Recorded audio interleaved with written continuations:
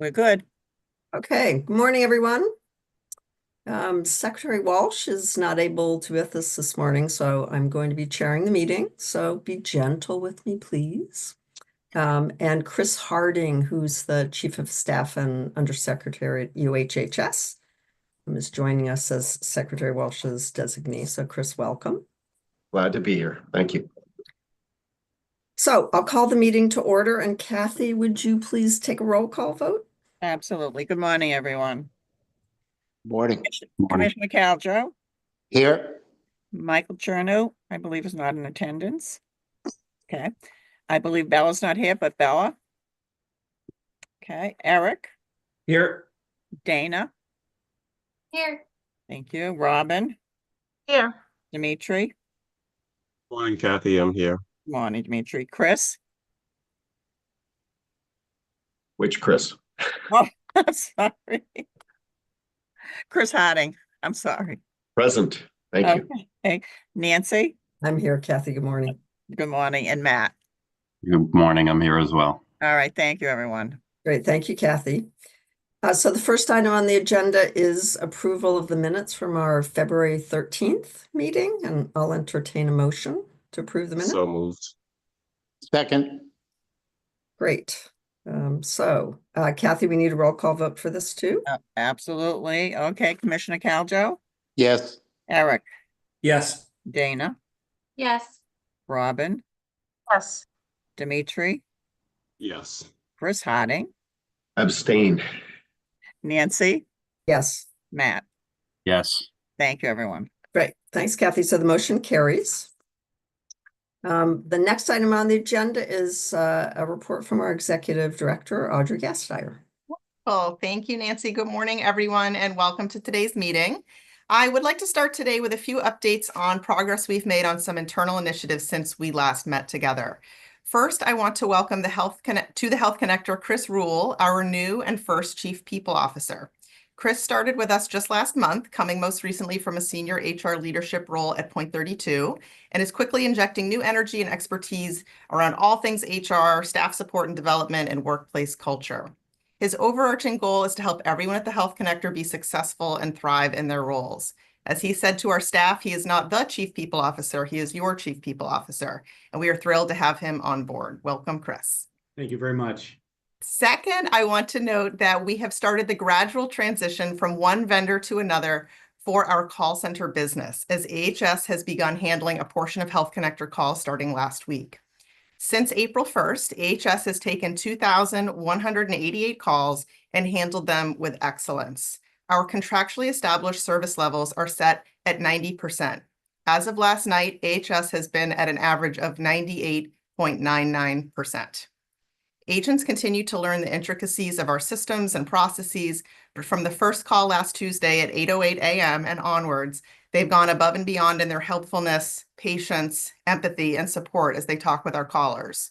Ongoing additional training will help agents get even stronger on the details and keep building on their already stellar performance.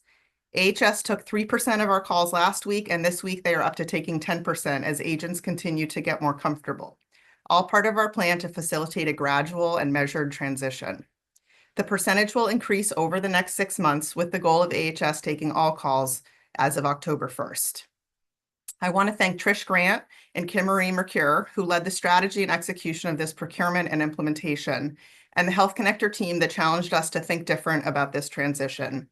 And a big thank you to the whole team at the Health Connector who's been leading this sound and well-managed implementation that is already resulting in a best-in-class customer experience for our members and callers, which is what they deserve. Turning to today's agenda, we come before you with 2 items on which we'll be asking for your vote, and then 2 items focused on updates.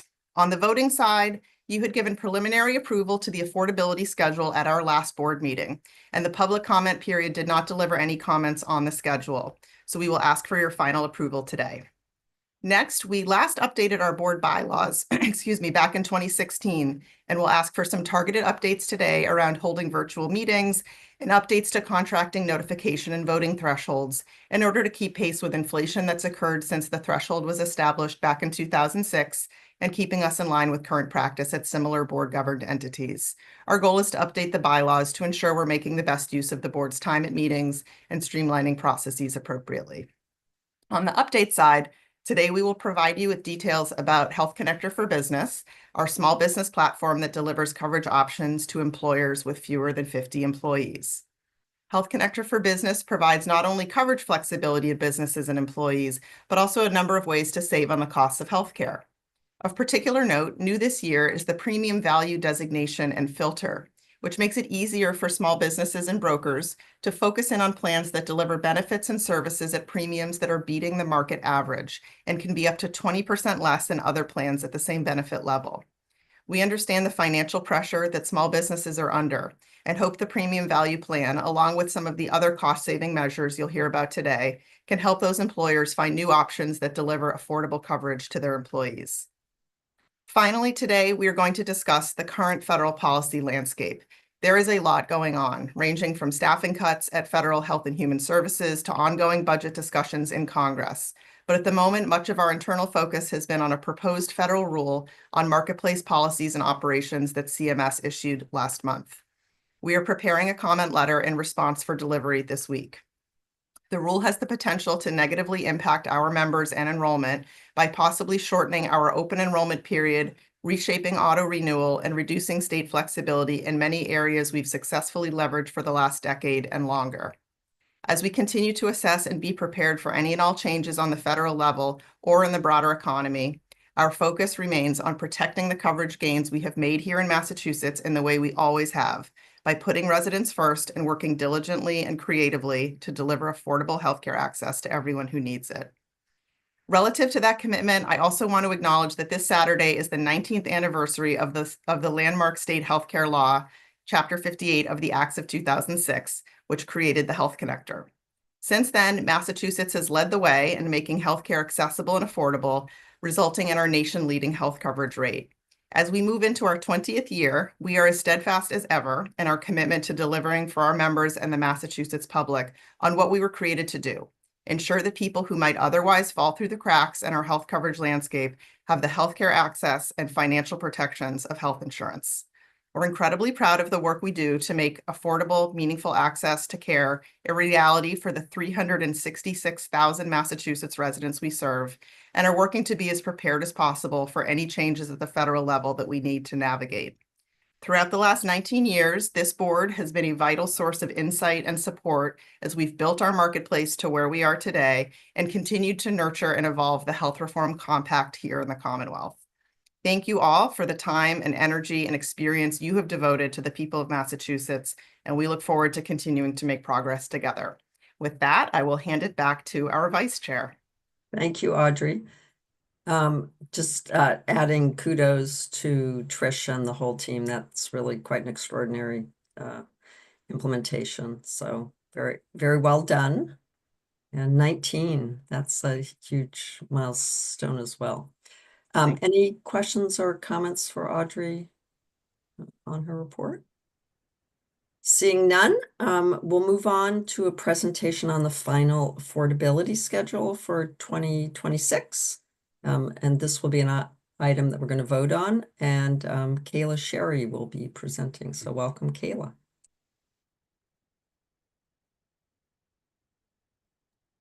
Hi there. Sorry about that.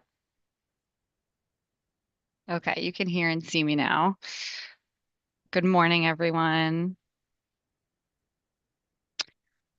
Okay, so today we'll be asking the board for a final vote on the 2026 affordability schedule. During the February board meeting, as Audrey mentioned, the Health Connector board approved the release of the proposed 2026 affordability schedule for public comment. After the February board vote, staff opened a public comment period on the draft affordability schedule that ran through March 20th. We didn't receive any comments related to the draft affordability schedule during the comment period, and for this reason, staff are recommending today finalizing the 2026 affordability schedule as proposed in February. So here I'll just briefly review how the affordability schedule applies to the market. The affordability schedule does determine whether an uninsured individual must pay a penalty for foregoing coverage. If an individual has access to coverage considered affordable but doesn't enroll, they'll be assessed a tax penalty. Connector Care contributions are always considered affordable according to the schedule, and eligible individuals must enroll or pay a penalty. The affordability schedule does not require employers or carriers to offer affordable coverage. The affordability schedule does not penalize employers or issuers if individuals fail to enroll in affordable coverage they offered. The schedule is independent of federal policies related to affordable coverage standards, and it's also separate from the determination of federal premium tax credit amounts. Okay. So the proposed 2026 schedule, as we reviewed in February, is consistent with the standards used in prior years, except for high inflation years. Here you can see our proposed affordability standards for 2026 compared to 2024 and 2025, so the same as 2025. And then here is the proposed 2026 schedule for individuals by income range. And then here's the proposed schedule for couples and for families. So I can pause here before we move on to ask for a vote. If there's any questions or comments. Okay. Don't see any hands. Okay. I'll move the vote. Great. Second it. Second. Okay, Kathy, could we have the vote, please? You sure can. Commissioner Caljo, Yes. Eric, Yes. Dana, Yes. Robin, Dimitri, Yes. Chris, Yes. Nancy, Yes. Matt. Yes. Thank you. Wonderful. So the motion carries. So thank you, Kayla, and everyone for all your work on this important part of our coverage law and the work Thank of the you. connector. So, okay, so the next item on the agenda is a presentation on updates to the board bylaws, which will also be a voting item we presented by Andrew Egan.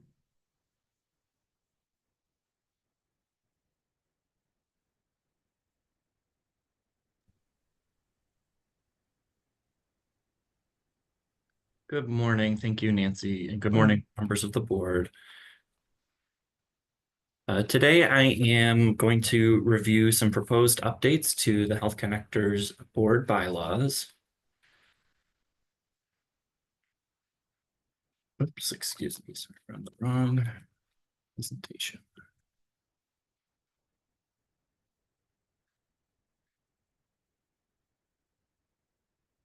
Technical challenges continue. Hold on 1 second, please.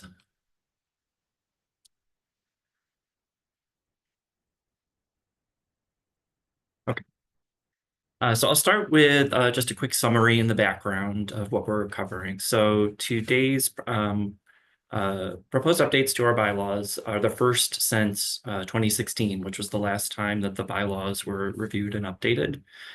Today's updates will cover a few topics. They include remote meeting participation, contract approval parameters, and some other cleanup. Just as a note, the updates back in 2016 were similar to the ones regarding contract approval parameters that we'll be reviewing today. And I will now walk through the particular updates that we're proposing. To begin, proposed updates would address remote meeting participation, updating that bylaw language to match our practice since COVID. This is consistent with the state's open meeting law. Since COVID, that law does permit fully remote deliberations of public bodies, such as the Health Connector Board, and that law was recently extended by the legislature through June 2027. I'll now touch on proposed updates to our contract approval parameters.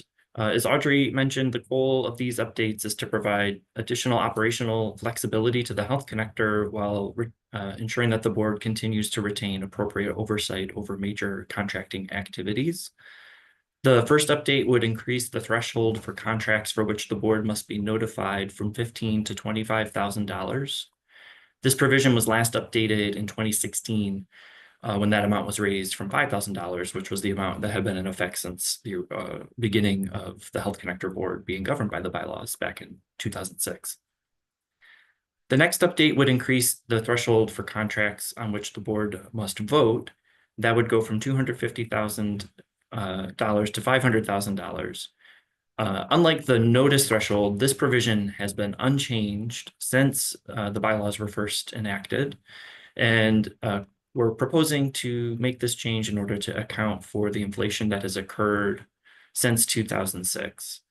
One other thing, as Audrey noted, this vote threshold amount is consistent with similar board-governed independent entities like the Health Connector, both in Massachusetts and across the country with other state-based marketplaces. Finally, we are proposing to reword some of the language in the bylaws regarding amendments, extensions, and work orders that are less than 25% of the original contract. We want to retain the same rule that's in effect today and just make it a little bit clearer and more user-friendly. So that's what those updates are designed to do. And then we do have a few cleanup items with regard to pronoun consistency and neutrality.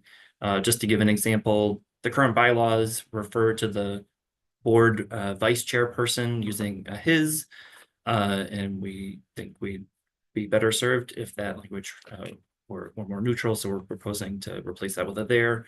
The other changes are similar to that.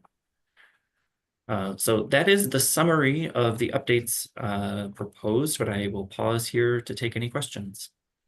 Great, thank you, Andrew. So anyone have questions or comments about those proposed bylaw changes? I had one quick question, Andrew, just a point of clarification from my perspective. With regard to looking at the threshold for board vote on a contract, where we're looking to increase from 250 to 500, which I think is justified with regard to where we are with inflation, et cetera. Is there, with regard to a vendor coming in and being selected to provide a service for $500,000, are we looking at a contract within a calendar year? Or if that same vendor is provided with a contract for subsequent years where the total value of the contract over, let's say, a 24 months period is over $1 million or so, will that then require board initiative, some board action to continue with that vendor? Thank you for the question, Dimitri. The way that would work, that initial cut analysis of whether a vote is required or whether only notice is required just looks at the term of the initial term of the contract, whatever we're committing the Health Connector to in that moment. Some contracts, we do have provisions that allow them to be extended. And the way we would approach that analysis is reverting to that 25% analysis. So if we're extending the contract and the cost of the extension is within 25% of the original amount, we would notify the board. If it exceeds 25%, then and it's otherwise above the 500,000 threshold, then that would be when we would bring that extension to the board for a vote. Thank you. Thank you.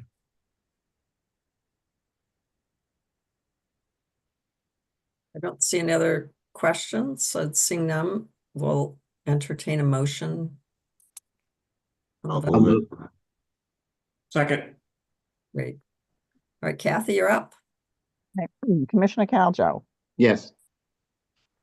Eric, Yes. Dana, Yes. Robin, Yes. Dimitri, Yes. Chris, Yes. Nancy, Yes. Matt. Yes. Thank you, everyone. Thank you, Kathy. So the motion carries.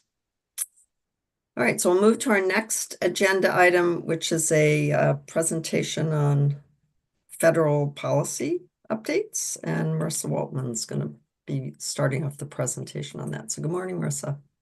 Thank you. Good morning. Let me advance the slides. Today, I'll provide a brief overview of federal activity for your awareness, focused on executive and congressional activity. On the executive front, the Centers for Medicare and Medicaid Services, or CMS, issued one of the first proposed rules out of the new administration on March 10th. The rule addresses marketplace eligibility and enrollment rules, as well as some broader insurance market topics. Many proposed changes would take away flexibility for state-based marketplaces and would likely hinder enrollment and raise premiums for consumers if they're finalized. Staff have discussed the rule with stakeholders, including sister agencies, advocates, carriers, other state-based marketplaces, and national experts. The Health Connector will submit a comment letter to provide feedback on the proposals. And it's unclear when a final rule will be issued and what may change as the result of CMS's consideration of comments, but we'll be sure to keep you aware of the final rule once it's issued. Additionally, you've likely seen news about reductions in force across the federal government, including 10,000 people within the Department of Health and Human Services that were laid off last week. That was about a quarter of its workforce. So far, the Health Connector has not experienced any direct changes in its engagement with federal staff as a result. And finally, you're likely also aware that the administration has revoked a variety of federal funding, including funding for public health initiatives that's impacted other state agencies and public and private entities. Again, no direct impact to the Health Connector at this time, but we will continue to monitor that space. On the congressional side, Republicans continue to discuss the contours of a budget reconciliation bill. We're monitoring developments there to see what approach Congress takes to funding health insurance programs, with a focus on anything impactful to marketplaces or Medicaid in particular. This bill could be a vehicle for extending the enhanced premium tax credits that have been in place since 2021 and are set to expire at the end of the year. Congress is aiming to have the budget resolution advance prior to their recess later this month and hopes to pass a bill by Memorial Day. We'll see if they stick to that schedule, but the earlier we have certainty around the fate of enhanced premium tax credits, the better. And finally, on next steps, moving forward, we'll be watching for further developments on the topics that we've highlighted today, as well as any others that may arise, so that we can assess and respond to them. And as always, our focus remains on fulfilling our mission of providing high-value coverage to families and small businesses across the Commonwealth, as we have for the last 19 years. And I'm happy to pause here if there are any questions. Thank you, Marissa. I think that's just an extraordinarily unprecedented time, and it seems like every hour something is changing and happening. So thank you for the work of you and all of your colleagues and staying on top of these in service to our members and our missions. So Mike Caljo. Yeah, I don't have a question. I just have an observation, which is to follow up on what Nancy just noted. I want to thank the Connector for its leadership during this time, because it's been responsible, it's been prudent, it's been without histrionics, and it has been guided by protecting the consumer and ensuring a stable market throughout. And I had a chance to chat with some of my national colleagues at a recent meeting of other insurance commissioners, and I came away so much more doubly, triply impressed by the work that we do here in Massachusetts behind the scenes without a lot of drama to ensure the protection of the consumer. And so thank you to this team and to the people who aren't even on this call that work every day to do that. You're at the Connector, at the Division of Insurance, at all the agencies at HHS that are dedicated to the task at hand. And so that's my unabashed thank you. Thank you, Commissioner. Thank you, Mike. Chris?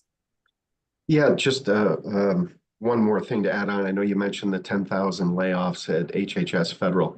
Don't lose sight of the fact that prior to those 10,000, there were 10,000 others that were fork in the road people. So that agency is going from 82,000 to 62,000. They're also closing 6 of the 10 regional centers. That it's not final yet, but it looks like 6. So a lot of change going on at HHS. We're trying to monitor as closely as we can at this point, but I think as has been said, it doesn't change by the day, it changes by the hour at some points. Okay, thank you. Yeah, and Chris, thank you for all the work that you and your colleagues at UHHS are doing as well. It's You are welcome, and we are here to serve. well, I know you are, and I think we have a proud tradition of that in our state that continues. So, any other questions or comments from Marissa? I guess the only comment/question, and with regard to some of the work that's been done by DOGE in terms of going into every agency and taking over IT, do we know whether or not the potential may exist for us to be affected in terms of the resources that we interact with on a regular basis as it relates to our technology and being able to exchange information with the folks at CMS, et cetera? Great question. I'm not sure that we have a lot of insight about what activities may be going on as a result of that activity, but we are closely monitoring to make sure that should there be any suggestion of an interruption in those normal activities that we would expect within our application or within payment of APTCs, that we would be aware of it early and be able to figure out what our next steps would be. And Audrey, welcome any additional thoughts you have there. Yeah, I would just echo that. It's something we're paying very close attention to, just in terms of being prepared for possibilities that we would have never necessarily conceived of in the past. And so we're in touch with folks, in other states and legal experts and others who are monitoring, the continued spread of some of those activities across the federal space, since we do have interactions, of course, with CMS, HHS, as well as IRS, Treasury. There's a whole range of, wings of the federal government that we're dependent on, our carriers in our market as well. So something we're very tuned into and have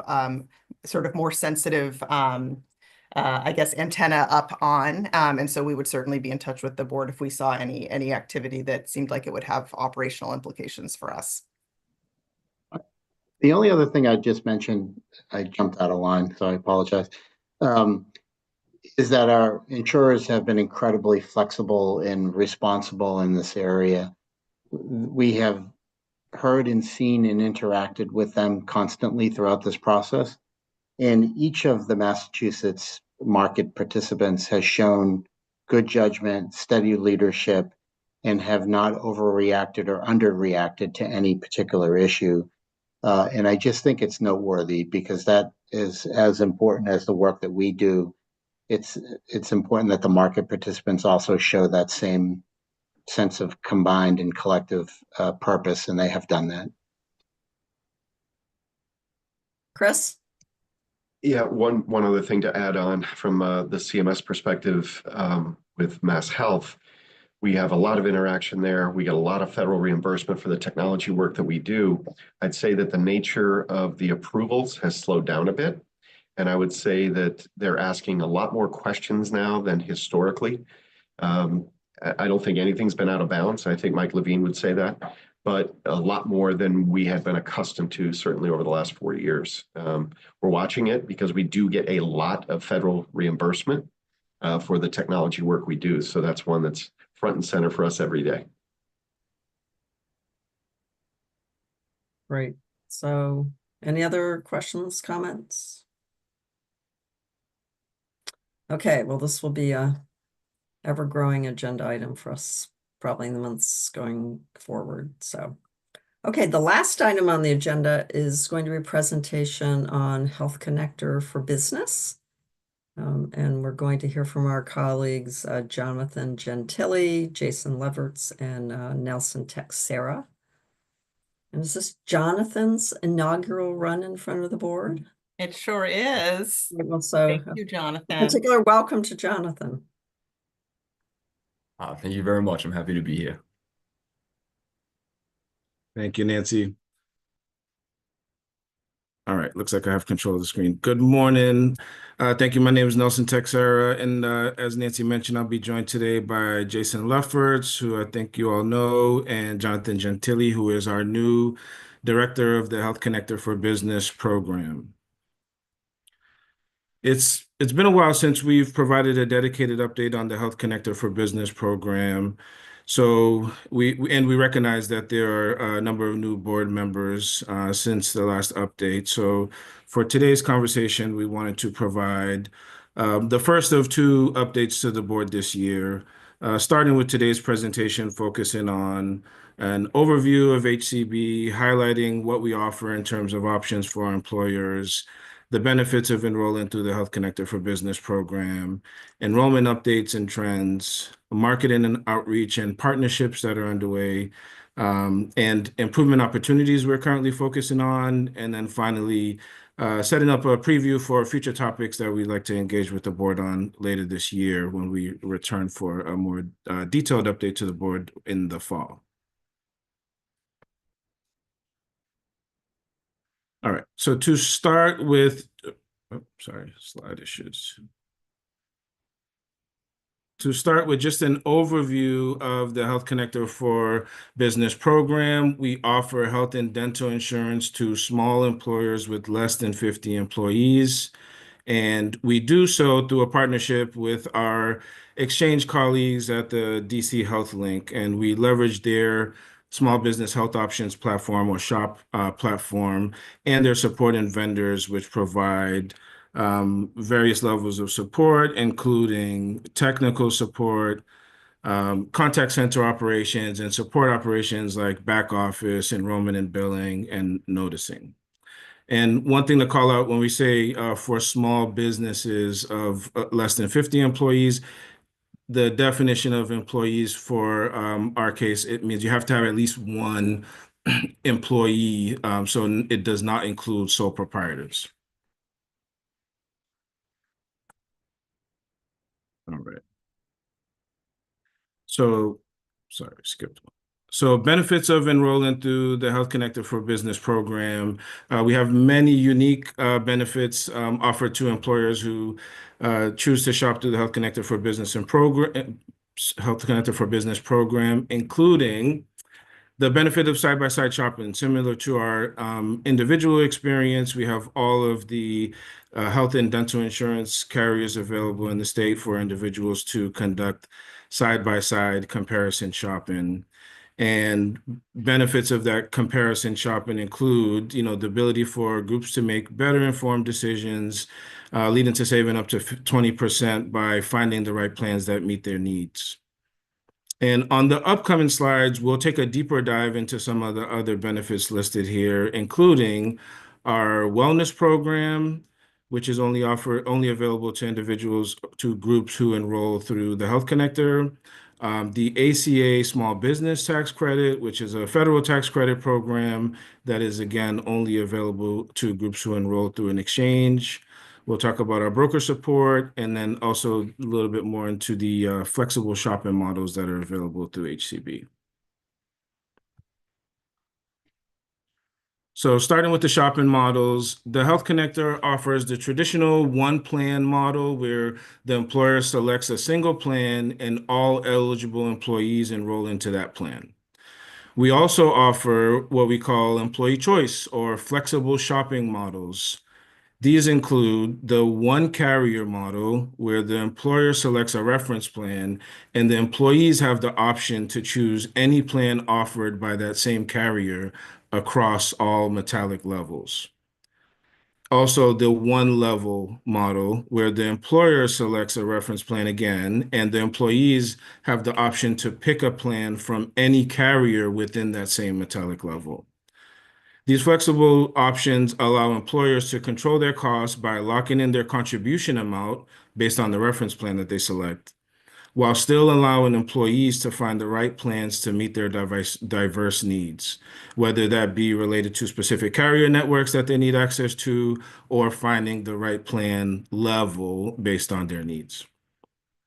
Later in this presentation, we'll share more information about the enrollment that we're seeing across these different shopping levels. So our wellness program, as I mentioned, this is only available to groups that enroll through the Health Connector. And this one, while we offer insurance to groups up to 50 employees, this one is only available to groups, small businesses with less than 25 or fewer employees. And for small groups that complete the qualified activities, employers will receive a 15% rebate based on the contributions they make towards their employees' health insurance premiums. And as long as those employees participate in qualified activities related to physical wellness, mental wellness, and financial wellness. In addition to the employer benefit, the employees who participate receive a $100 gift card. In the last fiscal year, we had 135 employers who received a wellness rebate with an average rebate amount of $4,978, and 283 employees received the $100 gift card.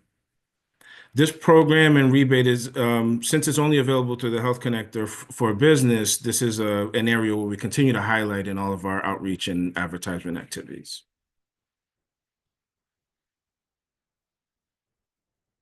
So the small business tax credit, this is a program, again, that's administered at the federal level. And for groups that are eligible based on the criteria that's here, there's a up to 50% federal tax credit, and up to 35% tax credit for tax exempt employers if they enroll in coverage through the Health Connector and meet these conditions. As we don't administer this directly, we are still working on providing a better insight in the future in terms of regular reporting in the HCB groups that are able to take advantage of this benefit. So that's something that we'll look to provide more details in the future. Broker support. So brokers are an integral part of the small business market in general and have been an important player in terms of our continued membership increase, which we'll show a little bit later. And brokers right now represent about 58% of our current enrollments. And especially brokers have contributed to our larger group enrollments, with 84% of groups that have 10 or more employees being brokered.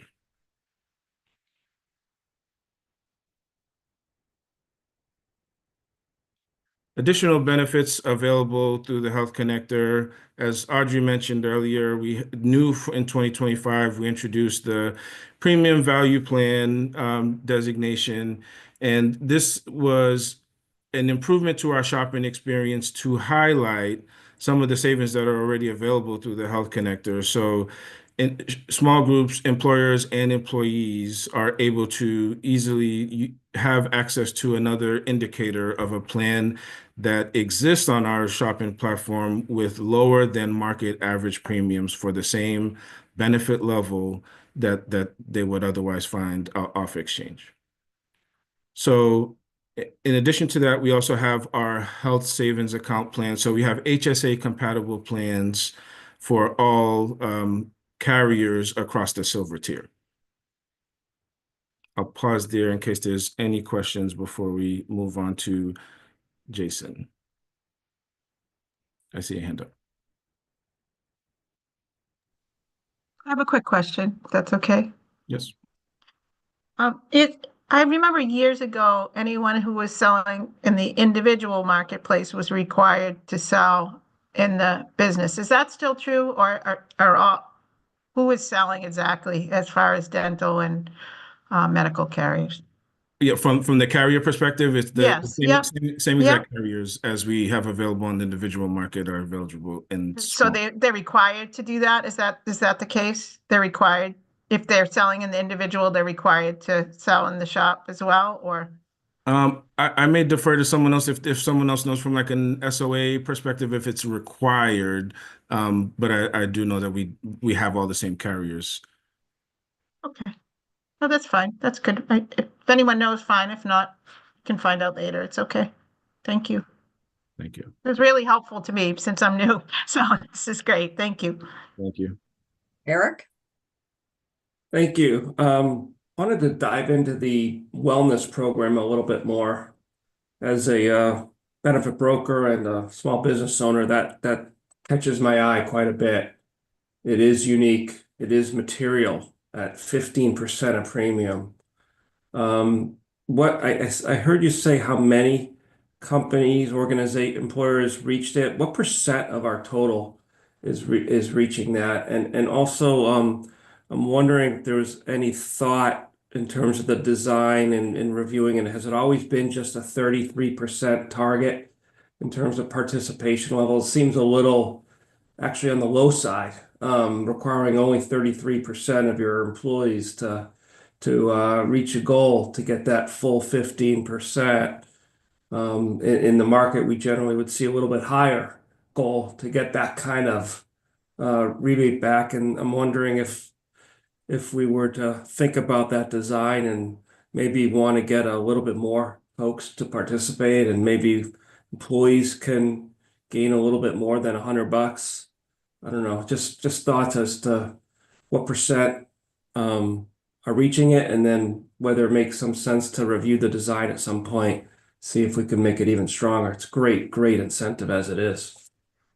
Absolutely, and definitely an area where we look to continue feedback from the board, our board members, including potentially some smaller group working sessions to go through some of the details. But to answer your question, the participation is low. So the 283 employees, I don't want to do the math on the spot, but it is low. So the 135 employers who received the rebate, for example, is out of the 2,000 plus total employers that we have enrolled. So it is a small percentage that are eligible. And there are some conditions that play a part in that, like the less than 25 requirement.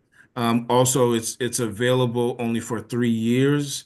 So some groups have kind of maxed out their opportunity to receive that benefit.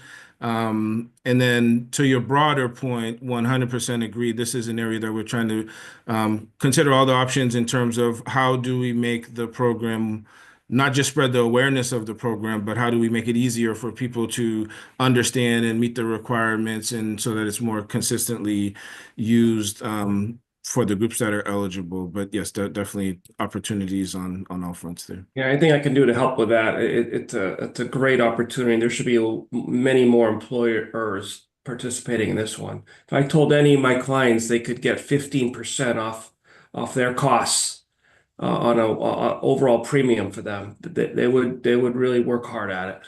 Yeah, and just one clarification: the 15% is based on the employer contribution, not necessarily the total premium. So if the employer contributes $100 per month per employee, which we know is more than that, but to keep it simple, they would be eligible for $15 per employee in that example. Nelson, I wonder if part of Eric's great suggestion, I haven't gone back and read that part of the statute in a long time, and I know some of the parameters, particularly on the small group side, are the way they are because of statutory requirements 19, 20 years ago. So this might be a fruitful area to kind of look at, where do we have discretion, where do we not, and might there be, statutory changes in some of these areas that would make sense to perhaps propose now that we have so many years of experience that we didn't have when the law was initially passed. So, Matt, I think you're next. Thank you, Madam Vice Chair. So my question is a little bit technical and more for my own curiosity than anything else, not particularly material here. I don't know if this would be for Audrey or Commissioner Caljo, but I'm interested in the option for an employer to base its premium contribution on a reference plan and allow the members, their employees, to choose a variety of plans. It's kind of an interesting defined contribution sort of arrangement, and I'm curious as to whether I suspect that coverage would still count as small group coverage as opposed to individual coverage, but given that it's a little different, how does that sort of play out from a regulatory standpoint?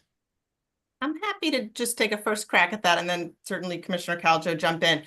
You're picking up on exactly what is interesting about the model. It's absolutely small group coverage, but it is importing shopping dynamics from the non-group market. It's kind of allowing a small employer to say, here's what I can kick in, you guys go shop. And we hear constantly from small businesses, as I'm sure everybody on here who works with small businesses does, they're busy running a small business. It's a lot of pressure to pick the perfect plan for your 15 or your 35 employees. So the idea here is to kind of let the employer make its generous, commitment of sponsoring coverage for people, but then letting them behave more like the non-group market does, where people assess their own tolerance for different benefit levels or networks and price points, et cetera. So that's what we find really exciting about it and is novel about what Health Connector for Business brings to the table, but it's still small group coverage. It still counts as small group coverage.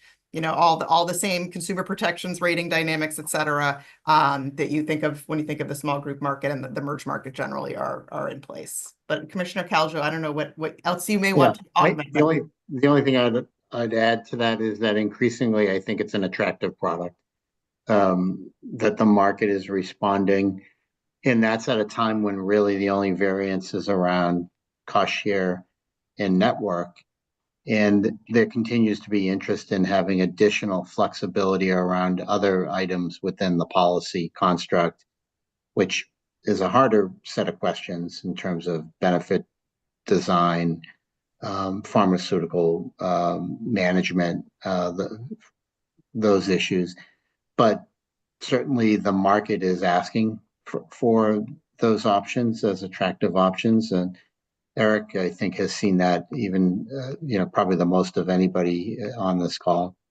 Yeah, as it relates to ICHRA, I mean, it has sort of elements of an ICHRA approach. Yeah. Can I just pause for 1 second? Nelson, would you prefer to get through the rest of the slides? There's clearly like a lot of interest in this topic. I think we're okay on time. So if Okay, there great. are some questions before we transition to the other slides, that's fine. Okay, great. Eric, I think you're next. Yeah, I would agree. This sounds a little bit like ICHRA without having to go entirely into the individual market, but having the options of carriers and allowing it some more individual choice. And then those of us don't know ICHRA, it's just a newer concept, individual coverage, health reimbursement arrangement. It's where employers might give pre-tax dollars to employees and they go on the non-exchange individual markets and buy individual products. But that's a topic for another day. What I was gonna just add here was for Nelson to think about the options on the connector for business and what we're seeing in the marketplace. As we all know, more and more employees are working remotely, and even the small businesses are hiring people from all over the country. And so while the connector has traditionally offered HMO plans predominantly, it might make sense to take another look at that over time and make sure that we have enough plan options that provide national coverage. Thanks. Great. Robin, did you have a question or? I'm okay now. I think Eric has asked a lot of my questions. If I have them, I'll ask at the end. Thank you, though. Okay, great. Eric, did you want to do it? Okay, your hand's down now. Okay, Nelson, I think you can continue. All right. So with that, I'll transition over to Jonathan to get into some updates in terms of enrollment trends. All right. Thank you, Nelson. Our enrollment update this morning will consist of slides that show the Health Connector for Businesses growth trend, employer profile, and shopping preference. The Health Connector for Business currently enrolls 14,022 total lives with health coverage. Over the last 5 years, the HCB has grown its enrollment 68% since 2020. However, if you look at the overall growth a little closer, you can see that year over year, the growth rate has slowed a little bit. Later in the presentation, we will look at ongoing improvements as well as future endeavors that we will be diving into to address this observation. Our employer profile enables us to understand our population so that we can better serve their needs. Half of our employer groups fall within the 1 to 3 group size, and 86% fall within the under 10 category. For industry type, 84% of our employers can be found in the services, construction, and retail space. By defining our employer profile, we can use this information to further fuel our marketing efforts. Shopping profiles show us popular choice models and metallic tier selections. 65% of our employers do utilize a choice model, one carrier or one level, that is at the forefront of our shopping experience. This allows employers to choose a model that helps them control costs while also encouraging employees to shop for a plan that works best for their current situation and future needs. 68% of our enrollments fall under the silver metallic tier, which makes sense given that our silver tier is the most common cost-saving selection for employers that then allow employees to shop up or down and across carriers dependent on the model selected. And with that, I will pass it over to Jason, who will speak on the marketing and outreach and strategic partnerships. Jonathan, can I ask a question before, and this is not a fair one for you because you're new, but has the mix of the model changed over time? The mix of employers by industry, or like what are any of the trends we've been seeing? I think, Nancy, we might have to take that back with a follow-up. I can't say over the past few years that I've observed a change in the industry, like the group types that are coming our way, but I think that's something we can take away and just do like a historical trend for a future update. Okay, that'd be great. Yeah, I was gonna say too, I do think looking over some of our stats like prior, I do believe that there was more in the one plan. And I think as people have kind of noticed the choice model and the savings that you can have on the employer side, there has been more of a kind of a jump to the one level and the one carrier side. Yeah, that makes sense. So, yeah, whenever you get to it, it's just curiosity. So, Absolutely. Anything else on the enrollment before we hand over to Jason to talk about some of the outreach and marketing partnership activities? I just have one quick question, and you might get into this in the marketing, but do you have a goal that you would like to achieve as far as enrollment? That is part of what we want to outline as part of the long-term business plan, is including, and Jonathan will touch on this a little bit later, but including identifying what is an ideal target given our understanding of the market that exists within Massachusetts, and what do we think is feasible for us to achieve over the next 5 years, right? So that is something that we're working on putting together for our future update. Great, thank you very much. All right, Jason. Thanks, Nelson. Good morning, everyone. Hope you're all doing well. Looking forward to talking for just a couple minutes here about marketing Health Connector for Business, and maybe talking a little bit about how it's different from how we do open enrollment in the non-group market. For HCB, we cycle our visibility opportunities throughout the year.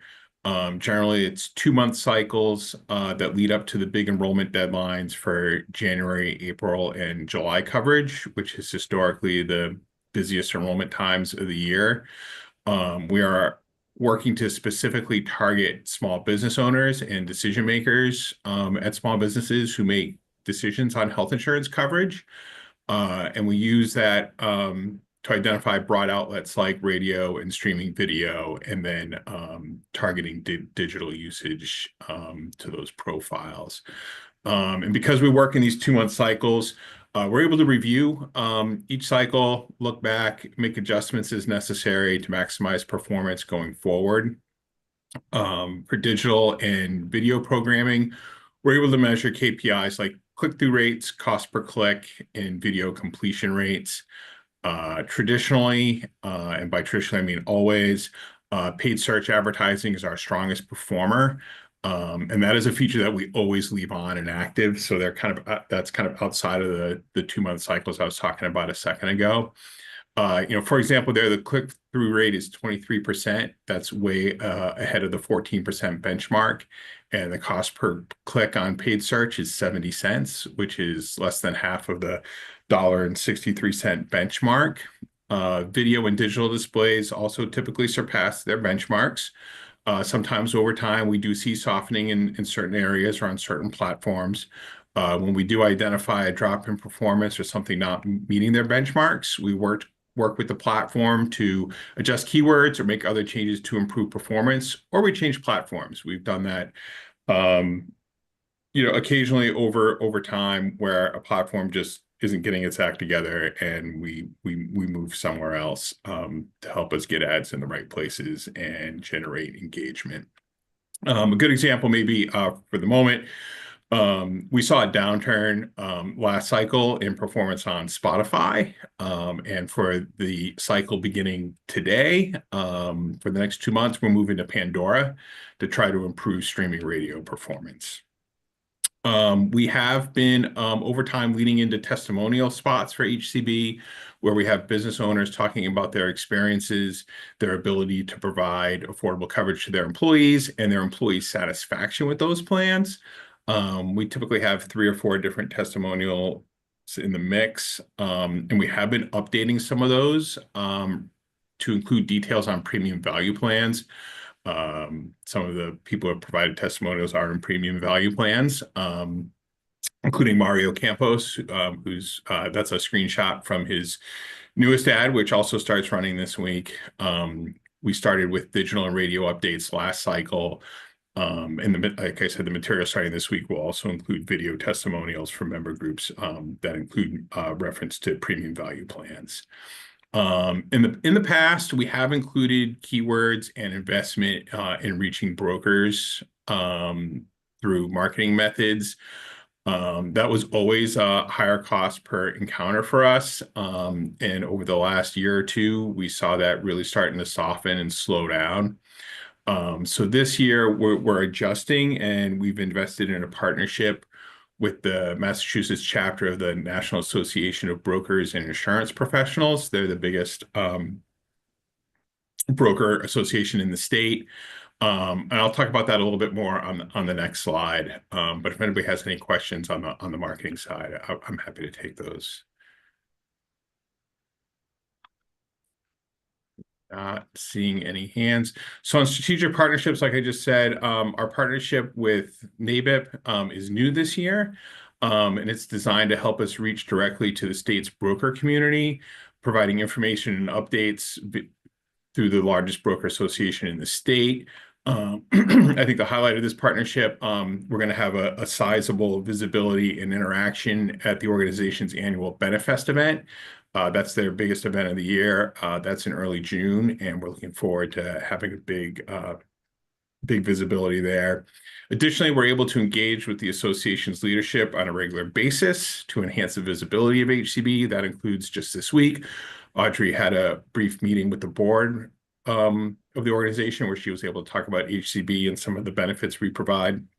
We can also reach brokers across the state through the association's newsletter and other methods, and participate in broker networking events hosted by the association.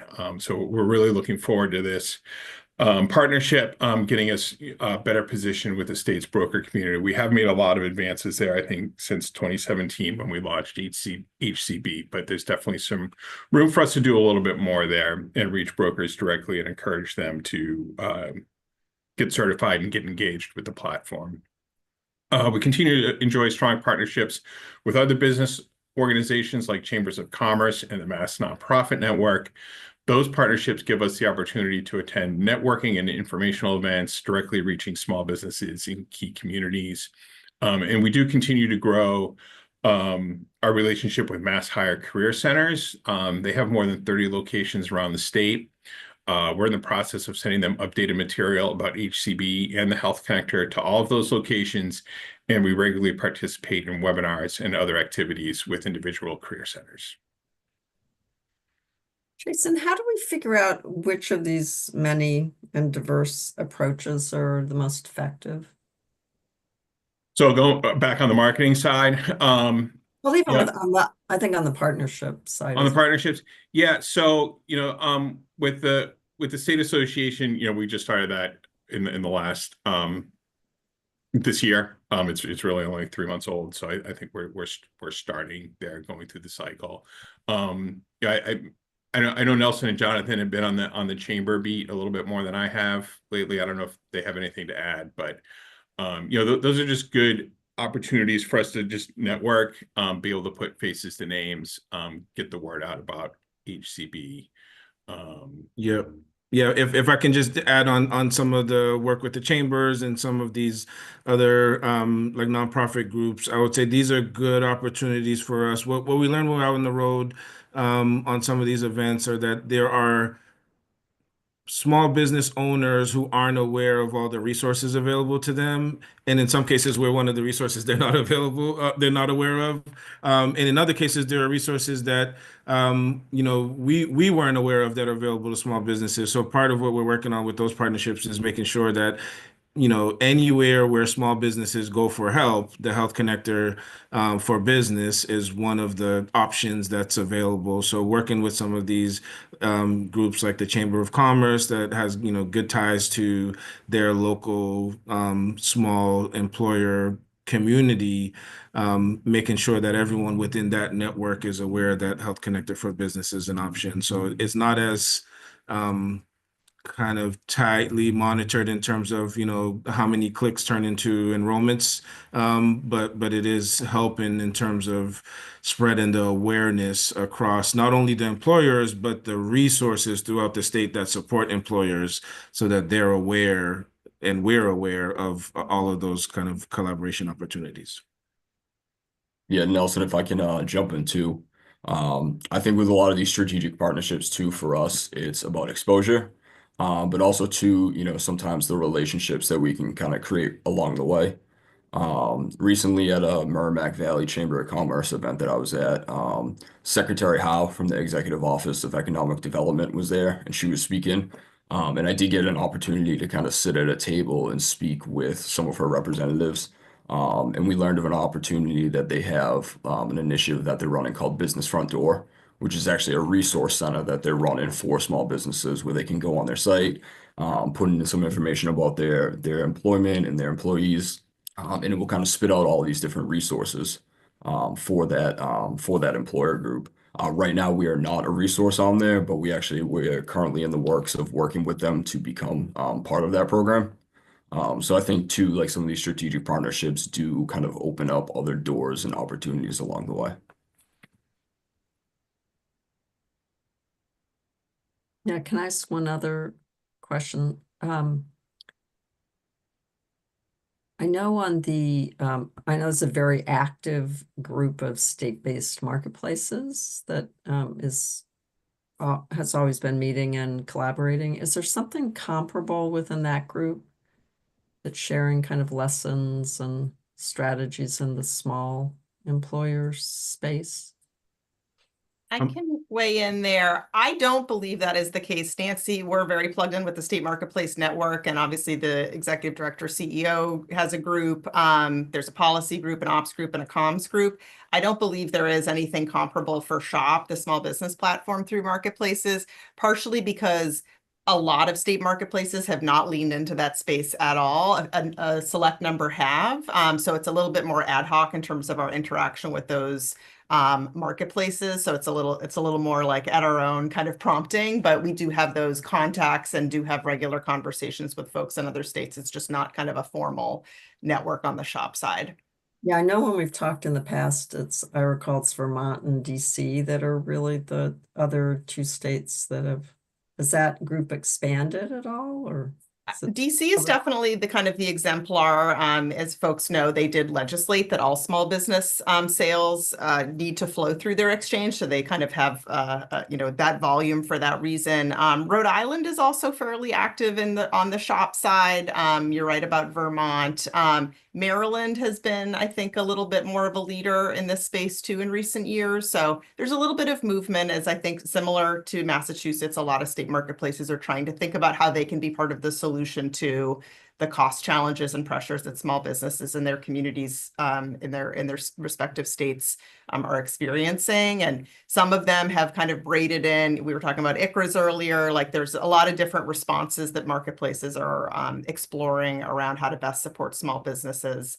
So we can certainly redouble those efforts to be taking lessons from what's working in different markets and states. Yeah, I think there was a time when there really wasn't a lot of experience in other states, but I think as we've learned in lots of other areas, both for reasons of community and collaboration and solidarity, but yeah, great. Thank you. All right, so with that, I'll take us back to Jonathan to talk about some of the ongoing improvements and some of those future topics. Thank you, Nelson. So currently we are focusing our efforts on 3 functional areas that include online experience, customer service, and partnerships, both current and exploratory.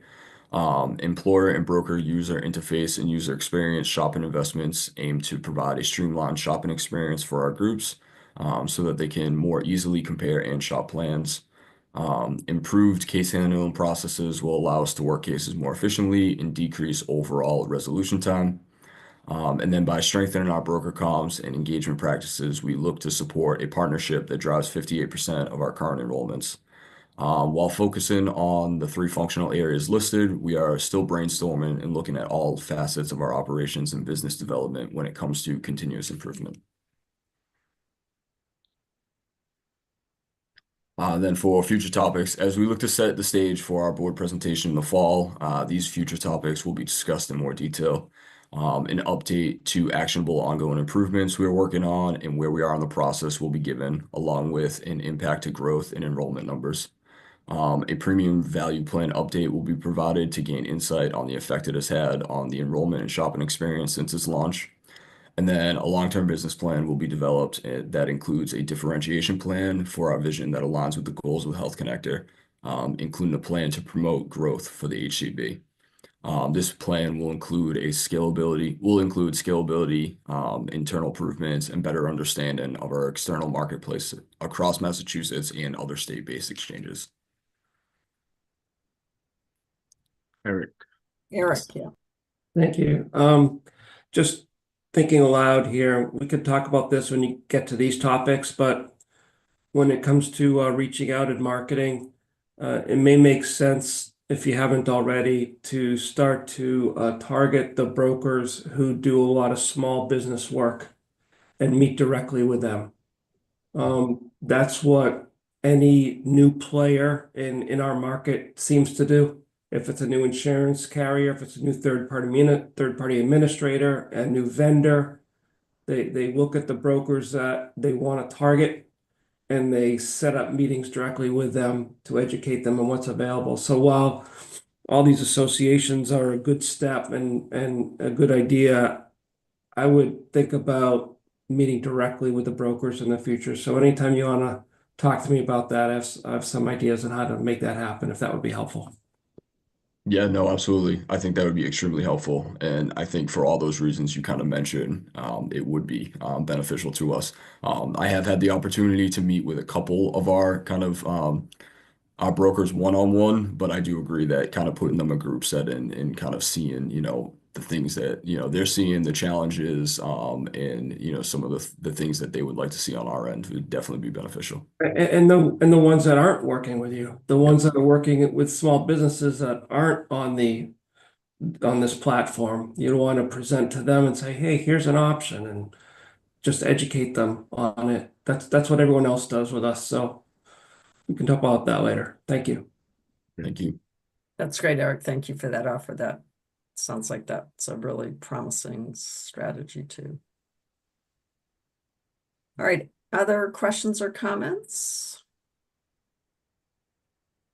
So Jonathan, well done on your inaugural run. Nelson, Thank you very much. Mason, thank you. I think you saw there's a lot of interest on the part of the board in this particular part of the connector. So we'll look forward to you coming back in the fall and talking about this more. So any other comments, issues? All right, so seeing none, we need a motion to adjourn. I'll move. Second, great. Kathy, your final run today. Okay. Commissioner Caljo, Yes. Eric, Yes. Dana, Yes. Robin, Yes. Dimitri, Yes. Chris, Yes. Nancy, Yes. Matt. Yes. Thank you, everyone. All right, so the motion, thanks everyone for your participation today, particularly the staff for all the work that we know goes into getting ready to do these presentations. Hope everyone gets a chance to enjoy the sunshine today, which has been very sparse. Take good care of yourselves, and we'll see you at the next board meeting. Thank you. Thank Good you. job, Nancy. Thank you. Thanks, Thank everybody. you. Thanks, everyone.